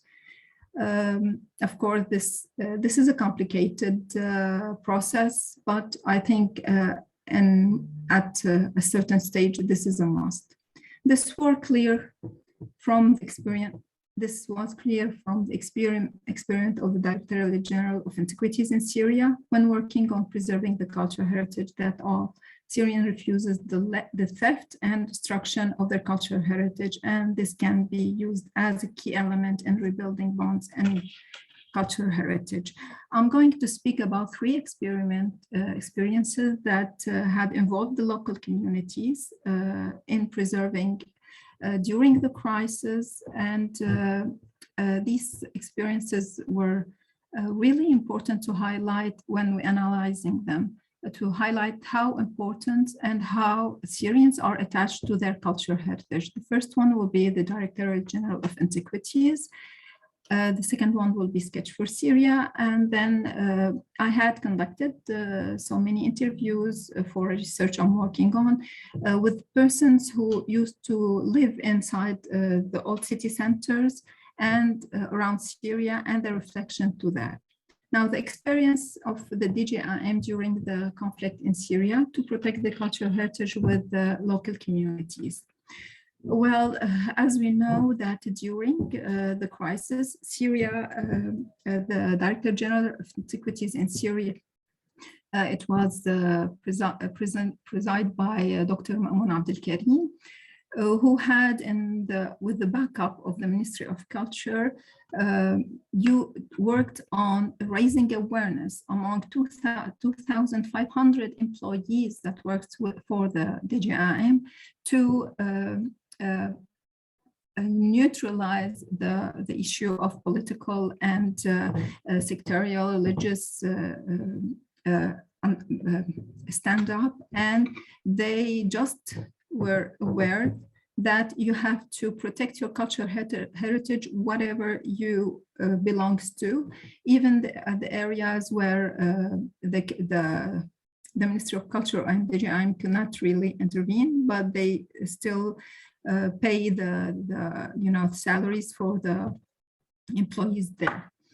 So this experience had shown that when these employees are aware about the importance and that they must protect it, they must stop thieves from taking this cultural heritage, because this is part of our identity. They had worked to also raise awareness among the people around them. So all around Syria, we had found that people, employees and non-employees from all religious, from all sectarian, and from all political point of view, worked to protect the cultural heritage, because they understand that this has nothing to do with the conflict that is going on in Syria. This is the history of a country that needs to be preserved. Even we remember that the archaeologist Khalid al-Assad has lost his life, and also many of the employees of the Directorate General of Antiquities. I think this example must be adopted to solve the crisis in Syria and draw a plan to gather all the Syrians around their cultural heritage and their country, and reminding them that destroying heritage is aimed to break both the connections to the past and the projection into the future, meaning erase their history, their identity, and their existence of being part of the world development and civilization. According to the UNESCO meeting April 2013, the role of culture in peace and reconciliation, eventually to be genuinely sustainable, peace must uphold the dignity of every man and woman. It must be nurtured by observing their rights and fulfilling their aspiration. At the same time, however, development is not sustainable if societies are not at peace with themselves and with their neighbors and living in environmental balance with the planet and its resources. Thus, peace and sustainable development complement and mutually reinforce each other. These are from the Khans and Souks of the old city of Aleppo, 2017-22 of January. This photo was taken by Dr. Mamoun Abdelkarim. Now moving to the Sketch for Syria initiative to involve a variety of people who are interested in reconstruction. Well, Sketch for Syria was an international call for people interested in reconstruction of Syria. It was addressed to architects, artists, and anyone who is responsible, who is interested in that. I was the expert, freelance expert for the ESCWA, UN ESCWA, to be the coordinator for this project in Syria. And in cooperation with Jacopo from the IUAV University of Venice for Architecture, we had worked on gathering sketchbooks that reflect the idea and opinions of people from around the world about what they are thinking about the reconstruction in Syria. What had happened that we had discovered that more than 60% of the sketchbooks had shown cultural heritage in Syria, the local ones and the foreign ones. From Syria, of course, I had so many participation from people who are architects, people who like to be part of the reconstruction of Syria with their ideas. And the variety of the outcomes was really amazing. We might take a look about some of these sketches, but I had, of course, chosen the one that highlighted the cultural heritage because it was really interesting that so many sketchbooks had cultural heritage elements in them, even if not all the sketchbook, but part of it was related to cultural heritage, meaning that the cultural heritage in Syria is a key to you know, that give pride to people if they are Syrian, but also all the foreigners had been interested in cultural heritage and when they were very attached to it. One of the sketchbooks were for three sisters, Kinda, Maya, and Nadine Ghannoum, that had drawn a landmark, monumental landmarks for Damascus, Aleppo, Palmyra, Deir ez-Zor, and so on. And we can notice from these drawings that they had insisted on, they had put one of the main monuments that reflect the identity of the city for them. And I think for everybody, we can see that it is one of the main elements that everybody is interested in. And we see also, we can find that these monuments were one of the targeted monuments during the ISIS, when ISIS was in these cities. And also it's like they are telling us that they are working on destroying cultural heritage sites because they want to destroy the identity of our country. Some of these sketchbooks This is a pictogram designed by Amr El Isa, the citadel of Aleppo. This guy is the one who went with us because we had made a competition, and the 10 of the participants from Syria had won the 10th places, and we had traveled with them to Lebanon, and a gathering was made to congratulate them. And he's the winner. We can see also some of the sketchbooks. This to the left is for Ribal Jabr. Then we have for Kinder and Nom to the right, and different for Fadi Attura, the one who is from Hama and had drawn a very nice telling that this is the Venice of Syria, of the east, Hama, because you know, it has lots of Noriyas. And this is the let's say this part of the sketchbooks that Amr had presented. He had developed and designed, you know, a special calligraphy that identify in Arabic and English the letters, the Arabic letters and English letters to identify the cities.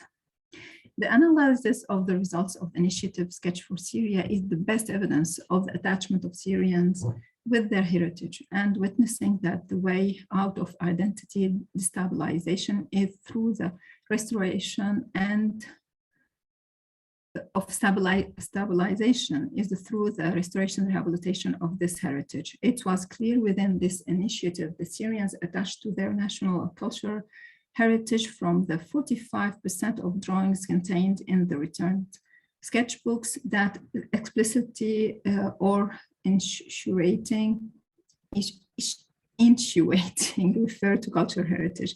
This indicates the extent to which the Syrian is attached to his history, especially within the scientific and cultural community. 12 among 13 of the winning sketchbook competition were related to cultural heritage. And what was surprising, that half of the sketchbooks that participated from non-Syrian contains also Syrian cultural heritage. This experience is related to, of course, people with a certain degree of culture and awareness. Now I'm going to move to the third experience, that is with people who are, you know, local people who lived in the old city centers around Syria and the reflection to the conflict. This is Abu Ahmed Al-Shawa. We had seen him in I think UNDP magazine, and he had insisted also, as you see to the right, the building that his shop is in, and how destroyed he is. He insisted to reopen his small shop for barbecue because he wants to come back. This is my place of livelihood, and here I lived, and I want to stay and continue in my city and hometown, said Abu Ahmed Al-Shawa. Now, this is my grandfather's house in the old city of Aleppo. I'm showing the part that is not destroyed, and my nephew that had left to Turkey with her family and all of her family, in the matter of fact, and now she's staying there. She had never dreamed, this is her words, I never dreamed, rather I did not even think of leaving the neighborhood in which I was born and raised, and if I had not married, I would never have left it to the next neighborhood. My feeling of estrangement at that time overwhelmed every other beautiful feeling. I did not know that there was a greater alienation waiting for me, but rather waiting for all of us. When the war started, it started with the neighborhood in which we live. It started with a wild and unfamiliar way, not even in the wildest Hollywood movies. We felt that death is waiting for us behind every wall and behind every tree, and even behind every bud and flower. Of course, it was not an easy decision. How will we live our paradise? Those trees in the courtyard of our house, for whom shall we leave them? That what is this betrayal. Those corridors, staircases, and archways are decorated. Are we going to betray them? And simply like this.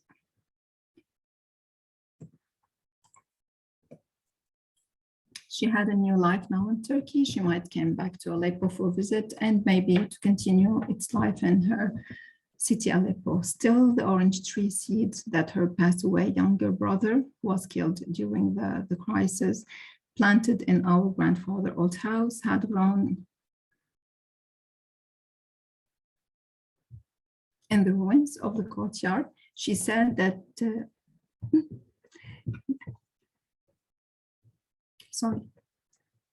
that he tried a lot to grow something when he was alive, and finally he succeeded. Some people may choose not to come back. The memories are too cruel for them to be remembered, but many others had chosen to return despite the destruction. When I had conducted several interviews with people who lived inside, some of them are really want to come back because they feel that they are attached to their homeland. Some of them, they just don't want to remember, go back because these memories are very hard for them. And others, they are still there. Some of them lives in the ruins and they want to build their cultural heritage. And the matter of fact, for us, it's a cultural heritage. For them, it's their house, their shop, and their identity. So it is hard to say that we can make them come back because we need to find lots of things that really attract them back to their houses and their shops. But you know, hope exists all the time, and it's our role as experts to find a way. And I'm sure that we need more and more local communities, let's say associations, NGOs that can play the role of linking together people from the local communities and the experts and the governmental bodies. Now, as a conclusion, the process of maintaining the built cultural heritage with all of its components, such as old cities, archaeological fabrics, archaeological monuments and building, historical sites, natural heritage sites, in addition to habilitating and properly investing them, it is the very sustainable development because it contributes to the environmental, economic, and social development of communities. And simultaneously, keeping its own existence for the upcoming generations by preserving history, identity, and memory, being original and undistorted, and able to benefit from the bounties of the cultural heritage, even with an added value. The return of the safe houses, the rehabilitation of the tangible and intangible cultural heritage, the reconstruction and rehabilitation of historical markets, and in general, the revival of the cultural heritage from its present temporary destruction will revive man and rebuild the interconnected relationship between man and the environment, motivating him to seek the development of the present with deep confidence in identity and belonging, which is the basis of the process of sustainable development over time. We cannot really take sustainable development away from this process of bridging together the society and the cultural heritage. Thank you for listening and hope to see you all in Syria soon. Thank you. Thank you very, very much, Dr. Luna. I have to say that your presentation, as all the others, but was very, very emotional, was very, very important for the audience to see what the people, also what the communities, the youth, children are really experiencing in this type of situations. Very, very quickly, I would like to open the floor for the discussion by saying that we have about half an hour delay. It was very difficult to moderate the session through Zoom, and it was not also as a first session to cut short the intervention. That were very, very interesting, all of them. I would like to invite Dr. Ali Ismail to take the floor, who was a special guest, and to inaugurate this debate. We will stretch this session for about half an hour for those interested, so which means until 13:30 UTC, so let's say another half an hour from now. I really inaugurate the debate, and thank you everyone for the time being. Dr. Ali, if you are there, you can take the floor. Thank you very much. Well, thank you very much for the kind invitation. It's really a pleasure and honor to be able to participate in such an important discussion. As I have been listening carefully to all the previous presentations and interesting discussions that took place, there has been some very interesting ideas that we were just discussing with the team as we speak. And it was the subject of an internal discussion previously when we started the project in Aleppo, that was known almost in 2017. As my dear colleague and dear friend Terry has explained earlier, from our experience, I think that's really important to highlight on a number of issues, which is as if it is actually if it is very simple, but it's very complicated at the same time, because there is no right and wrong when you are starting to develop such a project, especially under the current circumstances. We are dealing with a project that has already been taking a lot of efforts and took a lot of time and internal discussion. And it was not easy to reach where we are right now without opening our ears and minds widely open to understand exactly what every interested partner and stakeholder has to say about the project. And this is why I've been listening carefully throughout all the presentations that have already been presented in order to see how close we were to implementing some or most of the interesting ideas or the approaches that has already been presented earlier. So I think the most important question that I would like to start with is, and I would invite everybody, and I would really be interested to listen to the answer, is where to start, how to start, from where, with whom, taking into consideration the circumstances that we all have either experienced or hear about, which is something is not easy to imagine if we are not actually living it, especially on a day-to-day challenge. So the big question is actually where to start. As most of you know, that the destruction in the old city of Aleppo, when we started in 2000, by the end of 2016, 2017, the initial results came that almost more than 2/3 of the city has been effectively damaged. And the big question mark is, what can we do? What kind of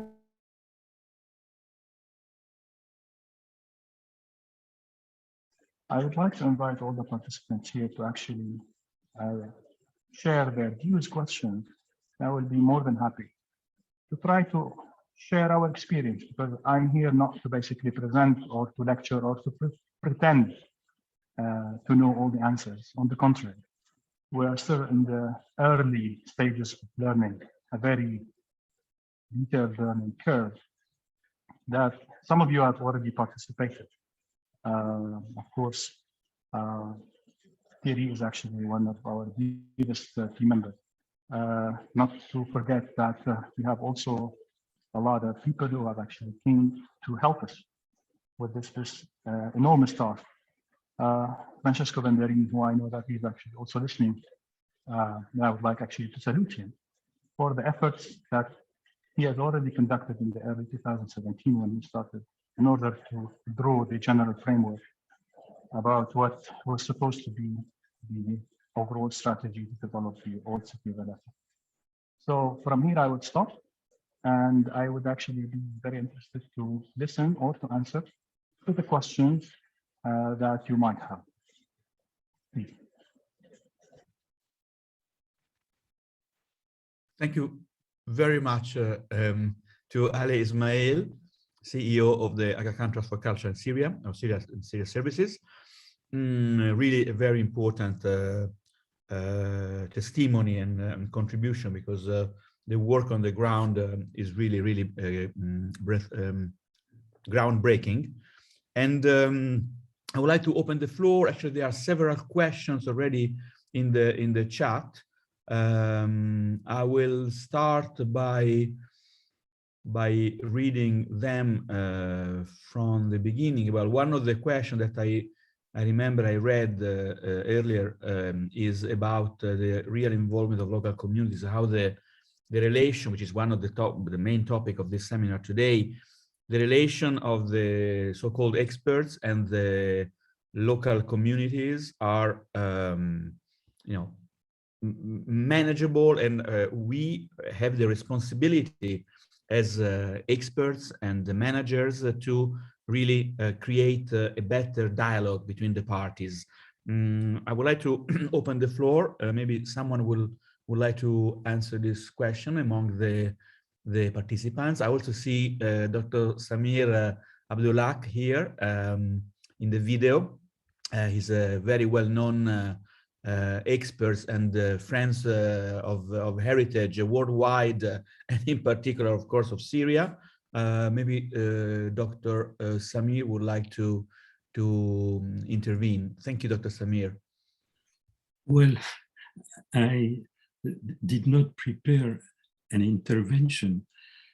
However, some thoughts were flooding across my mind when I was listening to all those presentations. First of all, I admire the balance that you provided between concrete execution, between planning of all cities, between reflection of sociologists, between the interviews of people. That was excellent. I also understand that we have been focusing on Aleppo, but other projects are also going on in Syria, and this is remarkable. We all know that Syria is a war-torn country, and yet, even if there are many difficulties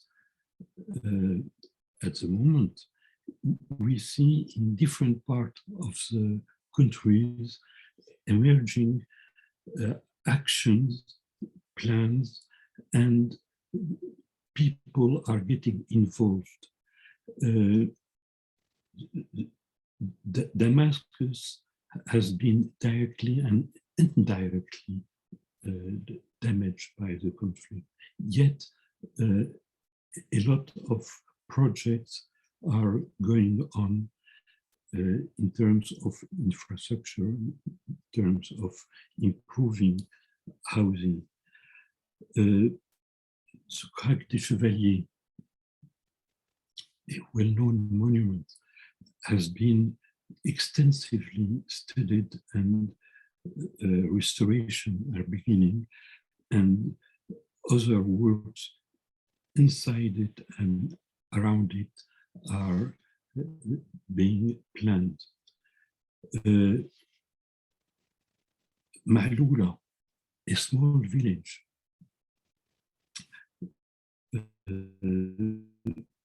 about 50 kilometers to the northeast of Damascus,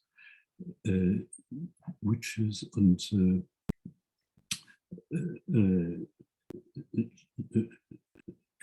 list indicative of UNESCO tentative list, was badly damaged, and yet lots of works have been undertaken there in the housing, but also in different religious monuments, and all of that with the idea of bringing back the community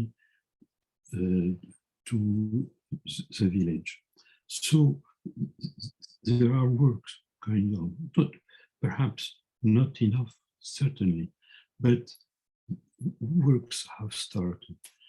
And I thought about this duality that you have stressed between experts and the population community. In fact,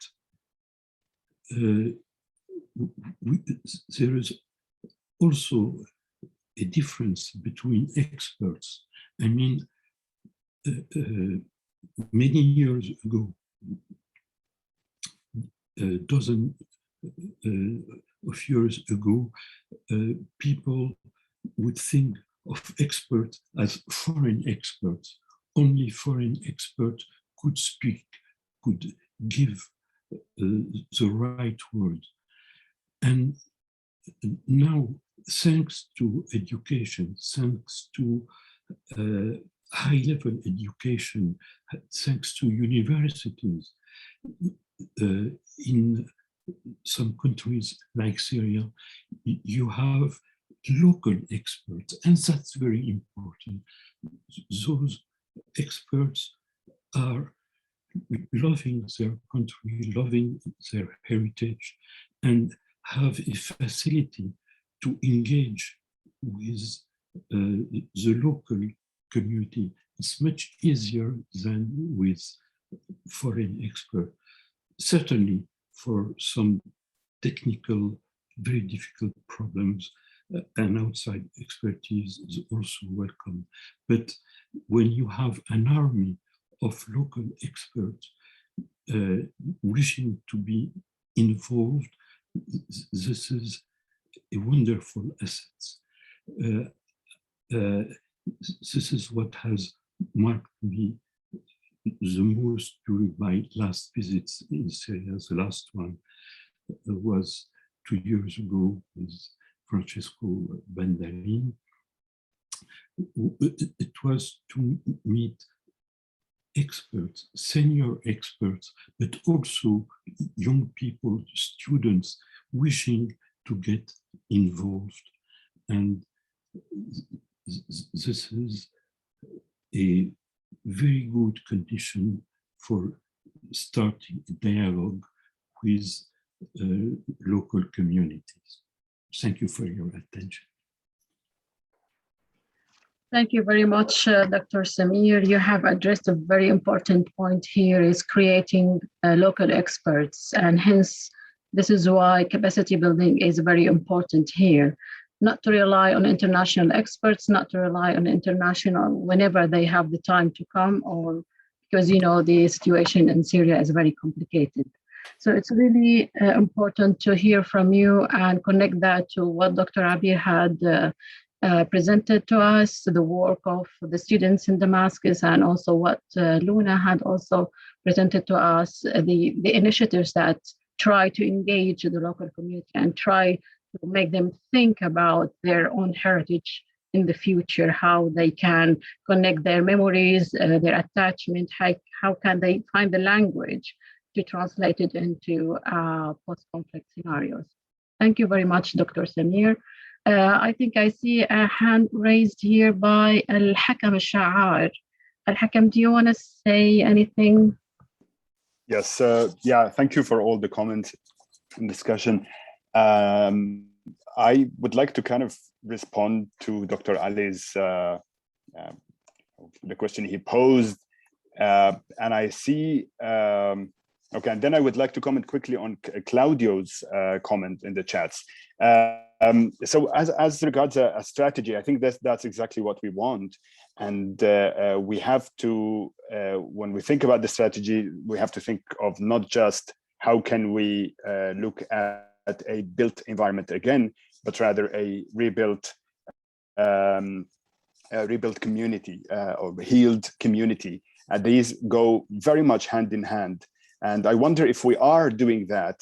And if the answer is yes, I wonder what the result is. Perhaps in my part, I hinted at the result, knowing that a lot is not possible, and for external factors that don't have to do with the experts, that don't have to do with this, cultural heritage strategists and archaeologists. It has to do with the political situation. What are we prepared to do? Do we go with the flow? Do we just ride the wave and take upon ourselves what some ask us to do, and what benefits that comes with? Of course, I mean, this all comes with good things to put on your resume, prestige, etc. Or do we raise our voice and try to do something about it? One suggestion would be for especially big international organizations, including the Aga Khan, but the UN in specific, such as UNDP. You can do a lot. You can do a lot. You can put conditions. You can ask for soft demands. I'm not asking you to become militant fighters. I'm asking you just to say, is there a way we can include more people? Is there a way we can make this program in a way that that allows some of the displaced people of this neighborhood, that we know for sure they can come back, we can reach out to them, and we can secure their way the whole way? That's a big part of the problem that hasn't been addressed. Thank you very much, Al-Hakam. And I think Luna has something also to say about this. Yes, you have the floor, Luna. Thank you. Let me say that it is very important that international organizations participate with this process with their experience in such fields. But it is very important also that the local communities, I'm talking about the NGOs that can play the role of to fill the gap between these international organizations and that had experts on the floor with the local communities, because these NGOs we speak the language of the people, we speak the language of our communities. We can really address to them how we can develop the process of safeguarding the cultural heritage, and at the same time replying to all of their needs. I had an experience, of course, with the Friends of Damascus Association before the crisis in Syria for many years, and we had arrived with the local communities that at the beginning, for example, in Sarouja, at the beginning he doesn't really understand where he is living, the importance of this neighborhood.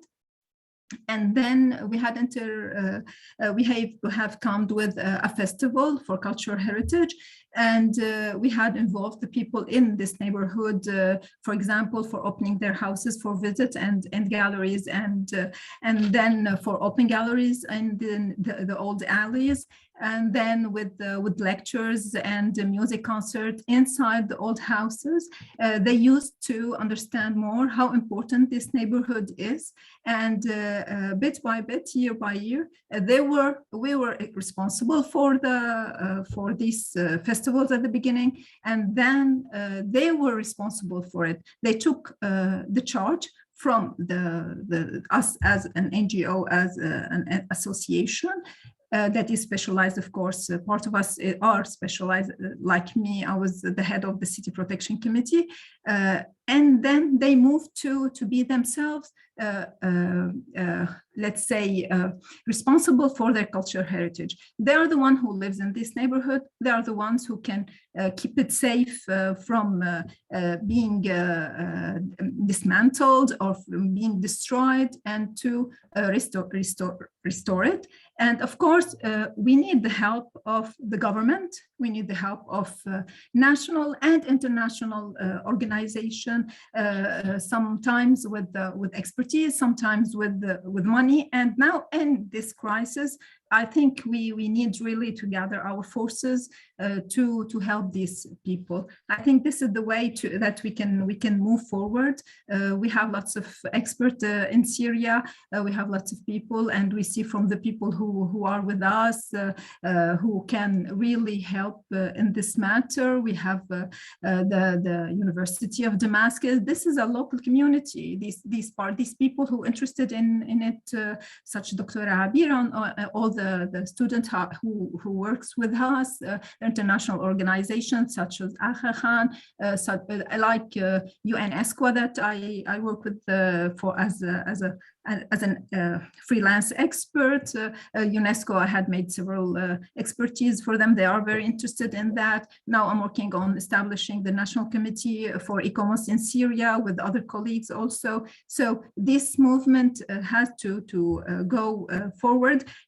If we are experts and we just draw our point of view on plans and drawings and sketches and projects, they're not going to be realized if we don't move and tackle the main problem, that is the link and speaking the same language of communities. Sorry for being long. Thank you. Thank you very much, Luna. What you're saying is the experts give the head start of the initiatives, but then the local community take the ownership and they adopt these initiatives and be responsible for this. I think we have Dr. Abir, then Dr. Ali, then Al-Hakam. Thank you, Hiba. Thank you all. Thank you, Luna, also Dr. Samir, and also Dr. Ali for your questions and your presentation. For me, it's very important for Aleppo because, as Dr. Samir has said now, that the keys from a city to another city or from town to another town will be different. Aleppo is very, very special case. And thanks to the Aga Khan for trust that they started actually very good start. But for us, it's very important to all people who are involved to be involved. I mean, stakeholders should be more involved in Aleppo. And also the situation today after these projects, after rehabilitation, will lead us to be more careful in the future to make, questionnaire and to make touch with the people who are in the ground. Because I think it's the good project is very good, but the continuity is more affordable, and the implementation it will be very good later if we will avoid many problems later. So it's very important that the DGM to be there to the whole association, to Adiyat, to the university. Aleppo University is very important. To another, there are many projects as Dr. Ali and also Terry he show us that there are many different projects. But I mean, Aleppo needs from us to work more. So I think maybe this is a good start, but maybe the first start. I will lead that to do something more and to cooperate more, to give, to show this cooperation between others, between local experts, between international experts, between the local people, between other associations. And thanks to the organization, to Hiba, to Giovanni, and let's see if it's possible to develop our presentation and 1 hour meeting later to be considered later. Thank you. Over.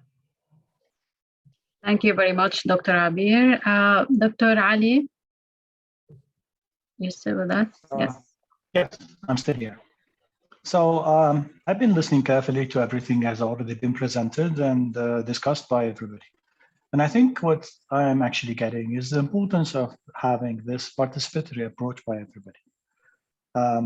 I'm actually here just to reflect on some of the lessons learned from our own experience, which is something I really prefer, because this is a hands-on experience where we are actually talking after spending a lot of time, long years, in just trying to be as realistic as possible. In most of the cases, we all are actually very, very good in articulating some of the theories that we have already been familiar with. But I think the challenge is how we can transfer those theories into reality. One of the most important lessons learned from my own personal experiences actually is to be very close to the ground, to be very humble, not to have a ready-made approach where we are actually coming just to say, look, we are experts, we have a better experience, we have a better knowledge. On the contrary, I think actually we owe the success of the 4 projects that we have already been involved in Aleppo to the people themselves, to the ideas that they have simply provided us with, that enabled us not only to actually kickstart the projects, but also to know where we should prioritize things. And at the end of the day, I think it's really